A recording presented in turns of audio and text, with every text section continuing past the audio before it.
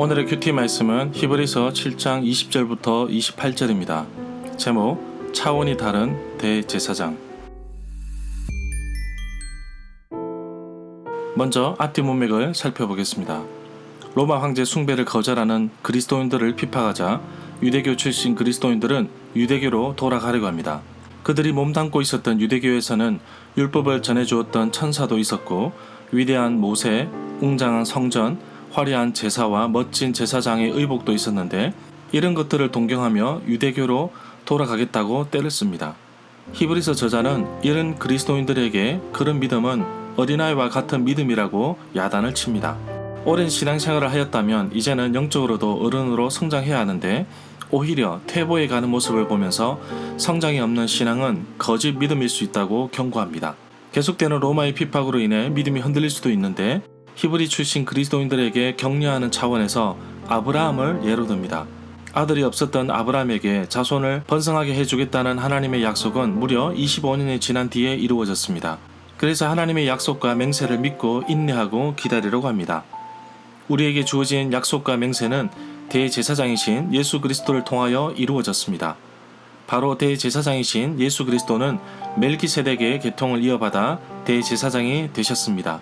사람이 뽑은 레위 지파 제사장은 자기 죄를 용서받게 하기 위하여 속죄제를 드려야만 하지만 예수님은 죄가 없으신 분이시지만 우리와 동일하게 고난을 받으셨습니다. 시편 110편 4절에서는 멜기세덱의 계통을 따르는 영원한 제사장에 관하여 설명하고 있습니다. 유대교에도 대제사장이 있지만 비교조차 할 수 없고 차원이 다른 대제사장을 소개합니다.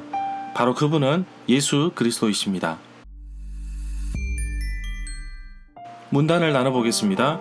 20절부터 25절은 하나님의 맹세로 보증이 된 대제사장, 26절부터 28절은 우리의 진정한 대제사장 예수 그리스도.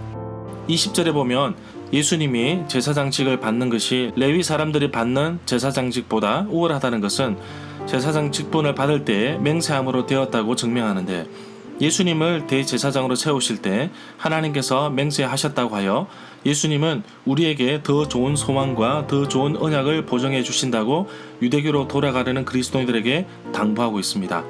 22절에 보면 히브리서 8장 6절에서도 언약에 대한 내용이 나옵니다. 그러나 이제 그는 더 아름다운 직분을 얻으셨으니 그는 더 좋은 약속으로 세우신 더 좋은 언약의 중보자시라. 더 좋은 언약은 또한 둘째 언약 또는 새 언약으로 부를 수 있는데 구약시대에 하나님께서 이스라엘과 맺으신 언약과 대조되고 있습니다. 히브리서 저자는 구약의 다양한 언약들 사이를 구별하지 않고 있습니다.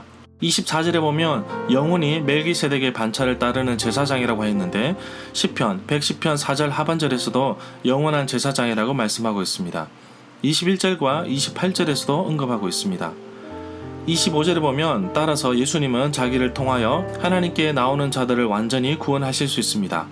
예수님은 항상 살아계셔서 하나님께 나오는 자들을 돕고 계시기 때문입니다. 율법으로는 아무것도 온전하게 하지 못합니다. 그렇기 때문에 더 좋은 소망이 생기는데 이것으로 우리가 하나님께 가까이 가게 된 것입니다. 로마서 8장 34절에서는 그는 하나님의 우편에 계신 자요 우리를 위하여 간구하시는 자신이라 고 하였습니다. 예수 그리스도는 지금도 하나님 우편에서 우리를 위해 친히 간구하시고 중보하시는 분이십니다.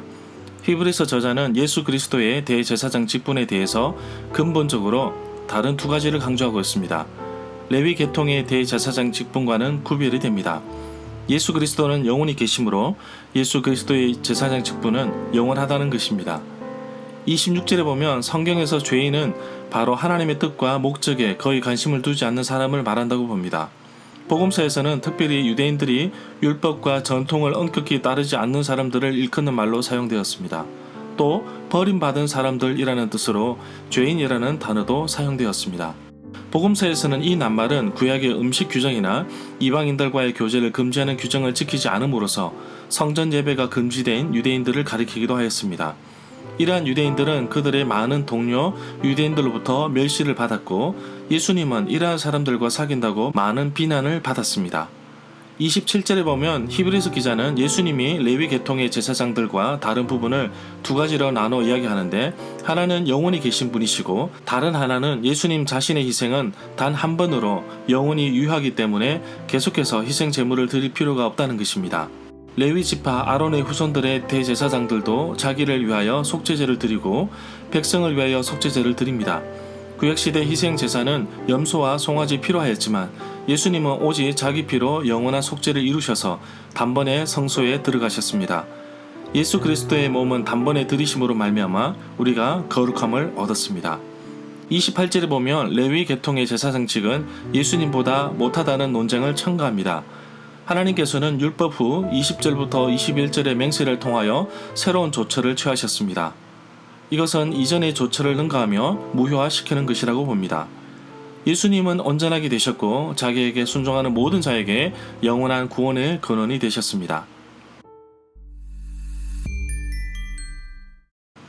절마다 상세한 설명과 구절에서 그리고 핵심 내용과 중심 줄거리는 네이버 블로그에 올려져 있습니다.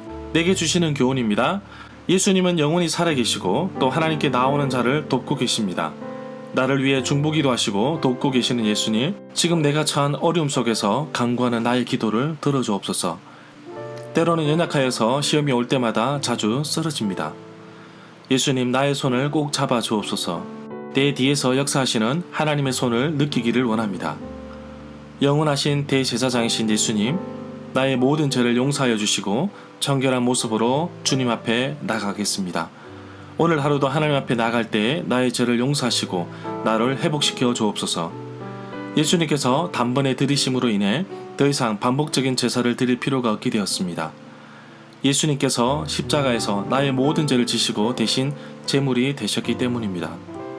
예수님께서 그 고통을 참으시고 십자가에 오르시기까지 나의 죄를 해결하시기를 원하셨는데 나는 자꾸만 반복해서 죄를 짓고 있습니다.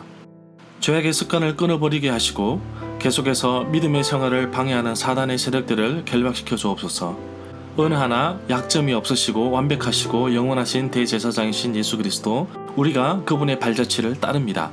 항상 살아계셔서 나를 도우시는 주님, 세상의 방식이 아닌 예수님의 방식으로 연약한 존재를 잊지 않으시고 몸소 희생 제물이 되셔서 우리를 구원해 주심에 감사드립니다.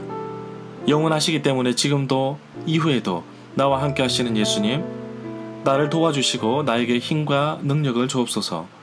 그래서 우리 주님을 신뢰하고 의지합니다. 내게 힘을 주시는 예수님을 의지합니다. 염소나 송아지 피가 아닌 자기 생명을 드림으로 나의 죄를 완전히 깨끗이 용서해 주셨습니다. 이로써 나는 구원받은 자로서 이제 진정한 자유와 기쁨을 누리게 되었습니다.